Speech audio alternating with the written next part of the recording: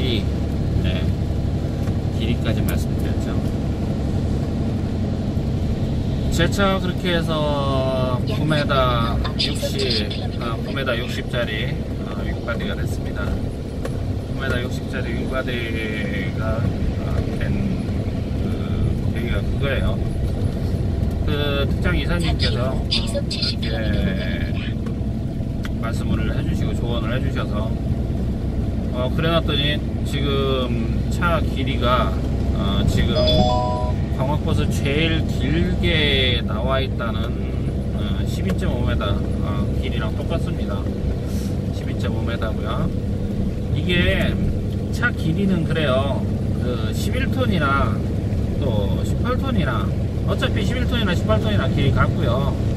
뭐 25톤도 마찬가지로 마찬가지입니다. 앞사발이라고 해서 틀린 거 아니고 얼마 차이가 없어요. 전부 1m 정도 16파레트 18파레트 그러니까요. 저기 제 차는 16파레트 싣고 한 40, 50cm 남고 30, 40cm 남고 그 차들은 11톤 차들은 완쓰리도 마찬가지고요. 18개 싣고 18장 싣고 이렇게 조금씩 남고 이 정도예요. 1m 정도. 근데 이 5톤 축차를 생각하시는 분들 그거는 생각하셔야 돼요. 차가 기존에 11톤 차보다 11톤 차나 앞사발이나 뭐 이런 차들보다 이 차의 축간거리가 길어요. 앞에 바퀴에서 두 번째 구동축까지 그 축간거리가 길다 보니까 회전 변경이 되게 커요. 그거는 감안을 하셔야 돼요. 나중에 나는 왜 5톤인데 왜 차가 더 넓게 돌지? 그런 생각하시면 바보됩니다. 그런 말씀하시면 네, 저도 처음에는 착각했어요. 근데 실제로 11톤 차랑 나중에 한번 제가 비교해서 이렇게 축간거리를 한번 보여드리도록 하겠습니다. 요즘 그렇게 해서 차를 저는 사실 처음에 외제차 비싼 것도 있고 해서 외제차는 고를 생각이 없었고요, 애초에. 그리고 또 내가 뭐 이 차를 타면서 돈을 벌 목적이었지 어떤 남들한테 과시하거나 보여지는 거 이런 거에 대한 생각은 전혀 없었어요. 내 가족들 위해서 일을 한다. 그리고 내 가족 조금이라도 편안하게 뭐 남들처럼 막 풍요롭게 살지는 못해도 조금이라도 나은 생활을 하게끔 열심히 일해야 되겠다는 생각을 갖고 있습니다. 콜을 봤어요.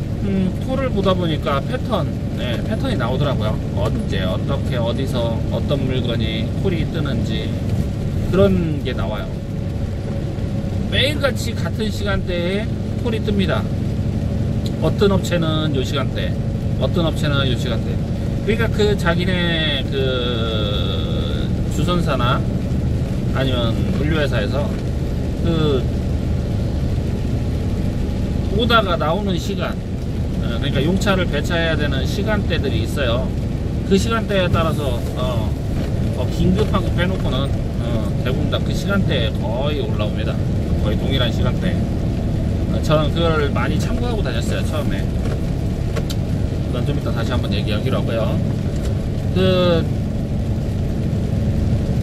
처음에 그 알선소를 다시 또 찾아갔어요. 내가 또 이제 누가 소개는 시켜줬는데 아는 지인분이 소개시켜준 데인데 그래도 저한테는 신뢰를 잃었고 그래도 한 번 더 짚고 가야 되겠다 싶은 생각에 저희 알선소를 찾아갔습니다. 찾아가서 소장님 이거 이렇게 매출을 보장해 주시겠다고 했는데 요거 이렇게 해서 계약서를 하나 작성을 해주실 수 있으시겠습니까? 라는, 왜 그러냐면 제가 500만원이란 돈을 크다면 크고 작다면 작은 돈인데 제가 없는 상황에 500만원이란 돈은 상당히 큰 돈이거든요. 그 돈을 주면서 일을 하려고 하는데 당연히 계약서가 필요하겠지 않겠냐 라는 말씀을 드렸어요. 그러면서 제가 이 돈이 그러면 소장님한테만 쓰여지는 거냐 그랬더니 그게 아니고 뭐 그쪽에 업체에 다 준다. 물류 담당자 과장이니 누구니 뭐 해서 다 줄 것이다 라는 얘기를 하더라고요. 그때 당시에 저는 이미 남바라든지 차 남바까지 다 나와 있는 상태고, 이제 차량 이제 마지막 그 검사 받고 등록증에 이제 변경하는 부분만 변경하고 하면 끝나는 상황이었는데, 뭐 그때 뭐 이렇게 저기를 얘기를 해요. 남바도 자기가 그 회사 거로, 그 회사 게 저기 지금 남바가 남아 있는데, 하나가 남아 있는데 그거로 해서 저기 해줄 수도 있을 거다. 네? 꼬시는 거죠. 그럼 근데 확률은 90%인데 10%에 안 될 확률도 있다. 그래요. 돈을 주고 거기를 한다고 했으면 10%가 당첨됐을 것 같아요. 아무튼 그렇게 해서 얘기를 했습니다. 그랬더니 계약서는 따로 작성을 해줄 수는 없고, 나 믿어라 말만 하는 거예요. 그래서 일단은 알겠습니다 하고 나왔어요. 우선 제가 그러면 한 달만 저기 화물 일을 안 해봤으니까 일도 알 겸 해서 한 달만 그러면 코를 잡아서 한번 뛰어보고 그러고 오도록 하겠습니다. 그렇게 얘기를 하니까 그 사람은 눈치를 챘는데 그래도 그 사람 역시 능구랭이에요. 그러면 한 달 해보고 와라. 그러면 얼마든지 소개해주고 할 테니까. 예. 그래서 저는 그때부터 코를 다시 잡기로 마음을 먹었습니다. 그래놓고 집에 있는 식구한테 얘기를 했어요. 식구랑 처음에 이렇게 그 회사에, 어떤 회사에 지입을 들어가서 하겠다라고 했는데, 약속을 하고 시작을 한 건데 코를 띈다고 하니, 그게 이제 저 역시도 어떻게 될지 모르는 상황이잖아요. 이미 차는 나왔고, 코를 잘 잡아서 일을 열심히 잘 할 수 있을런지. 열심히 하겠죠. 어떤 일이든 제 스타일상 열심히 할 건데, 근데 잘 될지 안 될지 그게 확신이 없었던 거예요. 집사람도 그게 불안하다고 그러더라고요. 근데 믿어줬어요. 믿어주고, 그럼 한번 해봐라. 이렇게 해서 여보가 해서 해보고, 이것도 경험이 있어야 되는 거니까 해보면 좋을 것 같다 라는 얘기를 하더라고요. 그때부터 코를 보고 일을 하기 시작했습니다. 일을 하면서 그래도 저는 지배를 항상 꼬박꼬박 들어가자는 주의였어요. 집사람한테 남들처럼 이렇게 날밤 새면서 그렇게 운전하고 집에 안 들어오고 하는 거는 없을 것이다 라고 얘기를 했었거든요. 그래서 그 약속을 지키려고 처음에는 지배를 항상 꼬박꼬박 들어갔어요. 그러다 보니까 지배를 가기 위해서 공차가 생기는 거예요. 아이고야, 어떤 때는 막 150km, 어떤 때 짧을 때는 뭐 780이야. 뭐 애교죠. 뭐 요즘도 마찬가지고 200km 막 물건이 없을 때는 그래요. 그랬는데 콜에 대한 패턴을 보고 저 나름대로 연구를 했어요. 이 업체는 어떻고 이 업체는 어떻고, 그러면서 그 아는 지인분들 통해서 이런 데는 어떠냐 저런 데는 어떠냐 매일같이 전화해서 물어보고 확인하고, 여기 거 이거를 실어서 이 정도 금액은 적당하냐 아니냐 다 일일이 물어보기도 했어요. 그러면서 일을 했습니다. 처음에는 부산하고 서울 엄청나게 많이 갔어요. 남들 잘 안 가는 막 울산, 포항, 수도권이나 대전 이쪽에서는 울산 포항 가면 아주 저기 나올 짐이 없어요. 윙바디들이 맨 중량짐이라 나올 짐이 없는데도 불구하고 좀 이렇게 자주 내려가고 그랬습니다. 자주 내려가면서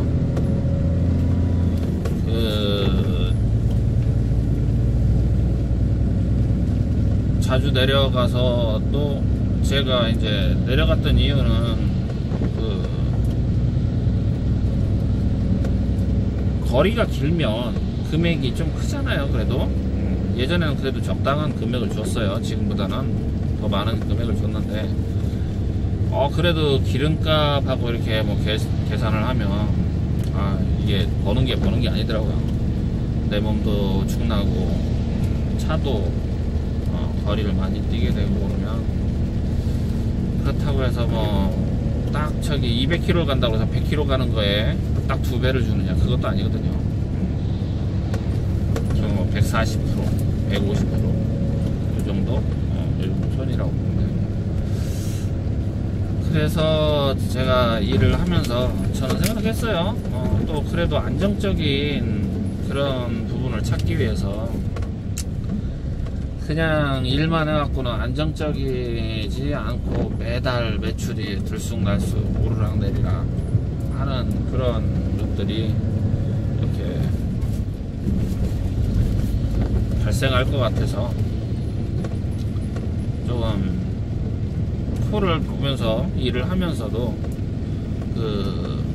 어떤 주선사에서 올리는 제품 중에 좋은 것들이 있잖아요. 내 마음에 드는 거. 지금 그런 것 중에 하나가 제가 지금 고정으로 들어가고 있는 저 앞에 보면 미광산업이라고 업체에서 생산하는 병 제품을 생산한 걸 갖다 가공하는 업체의 물건을 나르게 됩니다. 그 업체의 물건을 나르면서 나름 이제 좋고 내가 운임도 괜찮고 나쁘지 않았고 주변에 사용자 등록 지점이 있습니다. 실컷 상하차 하는 부분에서도 상당히 괜찮았어요. 괜찮아서 이 업체 거를 고정으로 하면 좋겠다 해서 물류회사에다가 부탁을 했죠. 이 업체께 나오면 좀 실을 수 있게 좀 해달라고 했습니다. 했더니 그러면 전화를 주겠다고 그래서 그 뒤로 여러 번 이렇게 해줬어요. 좀 거리가 있는 데에서 있다가도 와서 항상 그 업체 일을 좀 해주고 하니까 결국에는 이 업체가 내게 되더라고요. 그래서 지금까지 이렇게 이어오고 있습니다. 잠시만 저기 편의점 좀 갔다 올게요. 편의점 가서 좀 물 좀 사고 출출해갖고 뭐래도 하나 뭐 김밥이라도 한 줄 살라고요. 예, 끊고 다시 가겠습니다. 예, 다시 돌아왔습니다. 상차하고 이제 여주에 있는 화요라는 그 공장으로 술 만드는 공장이에요. 술 만드는 공장으로 병을 이동하고 있습니다. 요즘 편의점이나 마트 같은 데 가면 화요 해갖고 고급 소주 종류 중에 고급류하고 나와 있는 게 있을 거예요. 예, 그 병 싣고 가고 있습니다. 예, 막 출발했고요. 예, 아까 얘기하던 거 이어서 가면 그래요. 어떤 내가 일을 하기 위해서 그 여건을 만드는 건 자기 몫인 것 같아요. 누가 도와줘서 할 수도 있겠지만 그런 자기가 얼마만큼 노력을 해서 그 업체 거 오더를 받아내느냐 그것도 관건인 것 같아요.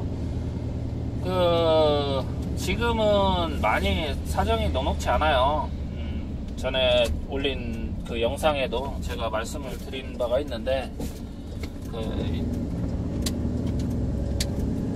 어플에 뜨는 콜들이 그렇게 많지를 않아요. 많지 않은 것도 문제지만 또 금액도 상당히 안 좋아요.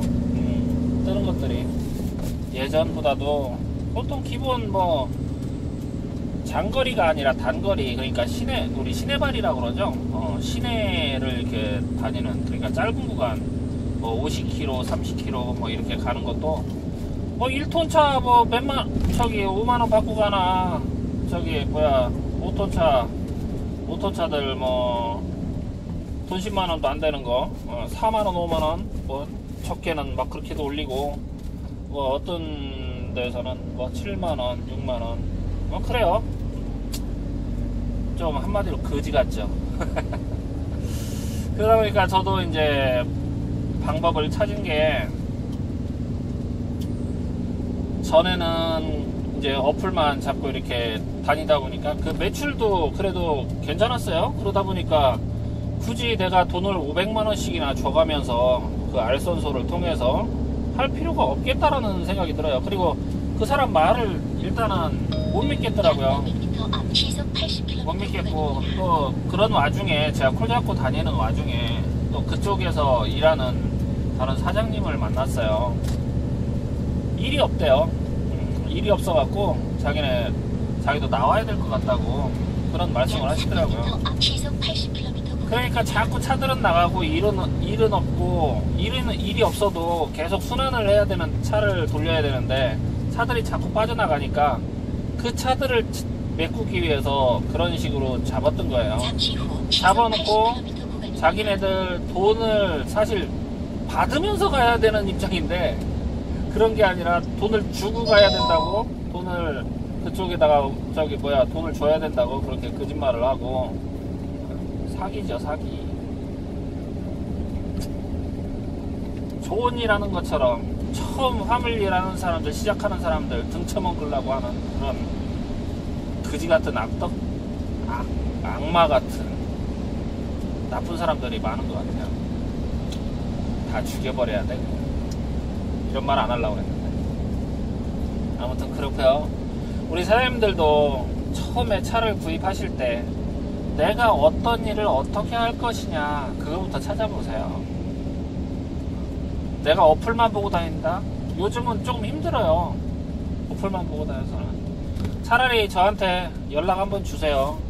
차라리 그러면 제가 그냥 돈 받을 필요도 없고, 이쪽 택배사 쪽에 아는 분들 통해서 한번 다리 한번 놔드려 볼게요. 그거는 되고 안 되고는 본인의 역할입니다.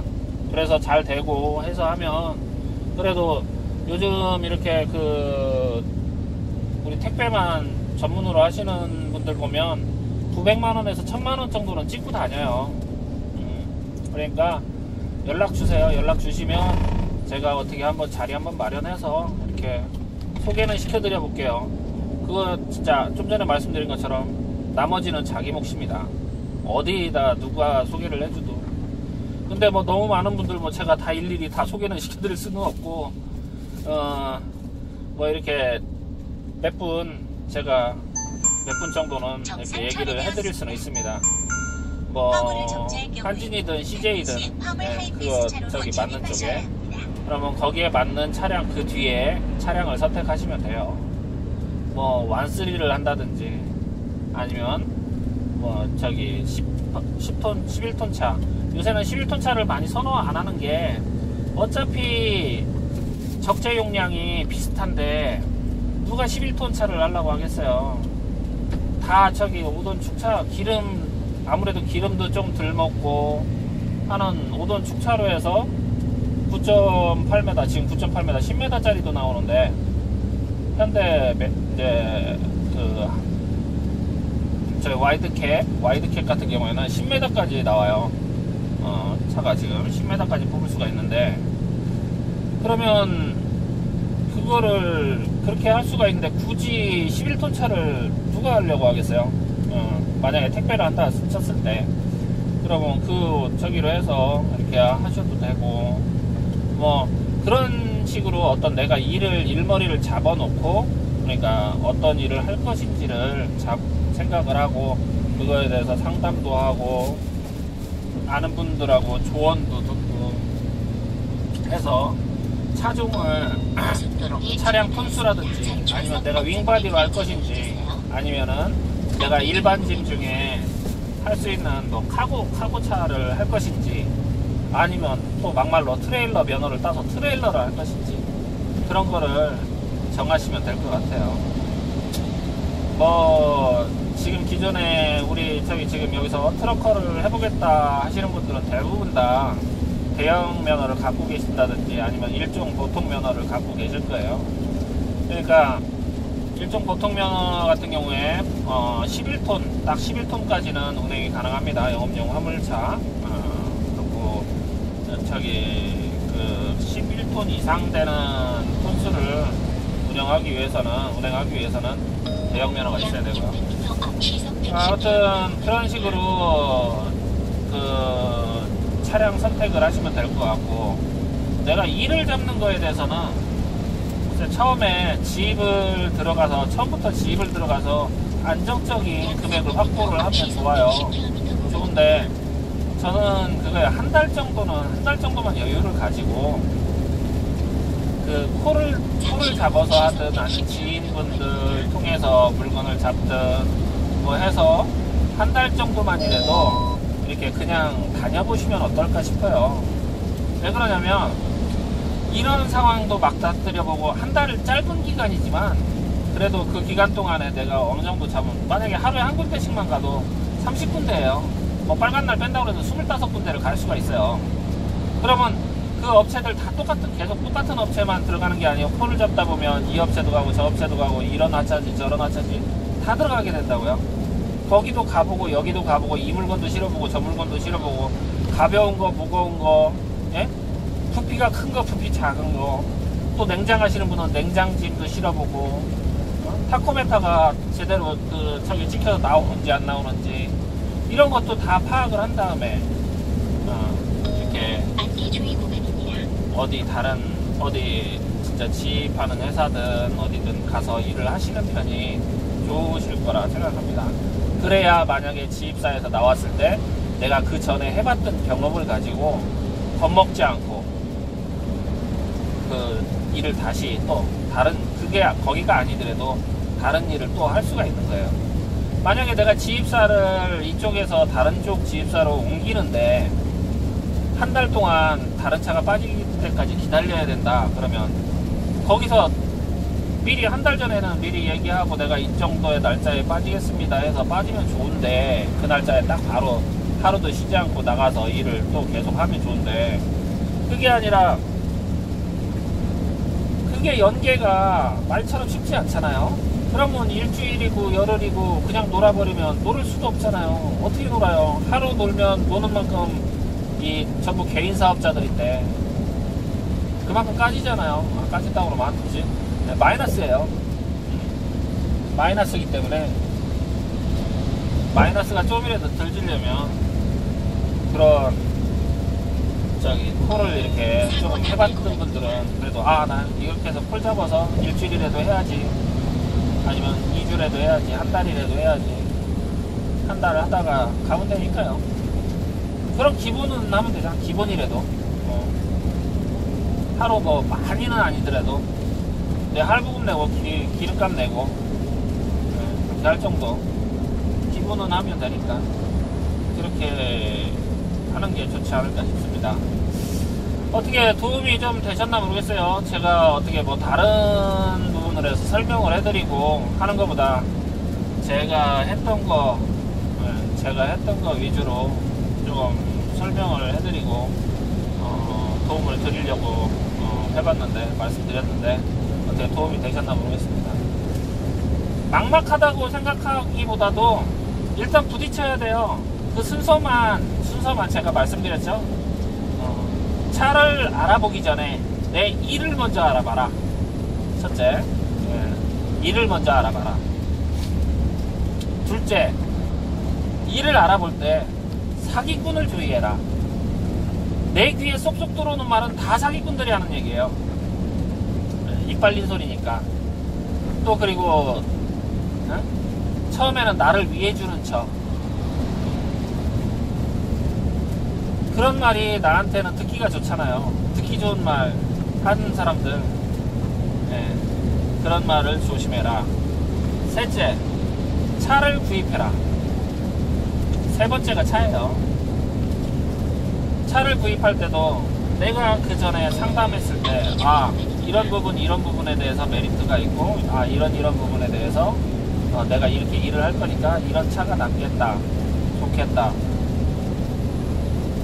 너무 한쪽에만 매달려서 이 차를 해야지 하는 것도 좀 사실 맞지 않는 경우도 있어요. 왜냐면 내가 나중에 여기가 아니더라도 다른 회사를 가기 위해서 광범위하게 일을 여기저기 거 하고 다 어떤 거에도 맞는 일을 하기 위해서는 거기에 맞는 차량을 구입해야 되니까 그것도 감안을 해서 잘 생각을 하시고, 지금 사실 어떻게 보면 5톤 축차 중에서도 저희 9.9m가 넘는 차량이 지금 제일 어떤 부분에서는 효과적이에요. 제가 볼 때는 25톤 차 하시는 분들도 지금 제가 매출 올리는 것보다도 못 올리시는 분이 상당히 많아요. 800, 900 찍고 다니시는 분들 많고, 완쓰리 가지고도.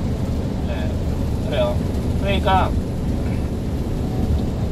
잘 판단하셔서, 그거는 누가 어떻게 해라 말아라 할 부분이 아니에요. 본인이 판단해야 되는 거고, 가족분들하고 잘 상의하시고 접근하시면 될 것 같습니다. 많은 도움은 못 드려서 죄송하고요. 더 많은 정보 드려야 되는데, 제가 어떤 정보를 제 임의대로 제가 갖고 있는 제 개인적인 주관적인 판단으로 우리 다른 트럭커를 하시고자 하는 분들에게 설명을 해드리자니까 조금 범위가 좀 작아진 것 같고, 또 그러다 보니까 제가 했던 그런 거 위주로 말씀드리게 됐네요. 참고하시고요. 좋은 결과 있으시길 바랍니다. 우리 저한테 질문 주신 우리 정재님이셨나요? 네. 님도 조금 더 생각해 보시고 잘 판단하시고, 또 이렇게 나은 자리가 있으면 이렇게 잘 확보해 보시고 상담도 해 보시고 많이 겪어보세요. 많이 겪어보시고 부딪혀 보시고 난 다음에 차를 하셔도 늦지 않습니다. 그리고 특히 제일 주의해야 될 거, 제가 앞에도 말씀드렸다시피 그 차 구입할 때 사기꾼들을 조심해라. 네, 그것만 조심하면 될 것 같습니다. 우선은. 그러면 제가 말씀드린 것만 이렇게 주의하셔도 사실 많이 마이너스 지고 이렇게 해서 시작하지는 않을 거예요. 예, 그러면 또 이번 그 영상은 여기서 마감하도록 하고요. 제가 또 주행하면서 다른 주제를 가지고 또 만나 뵙도록 하겠습니다. 예, 감사합니다.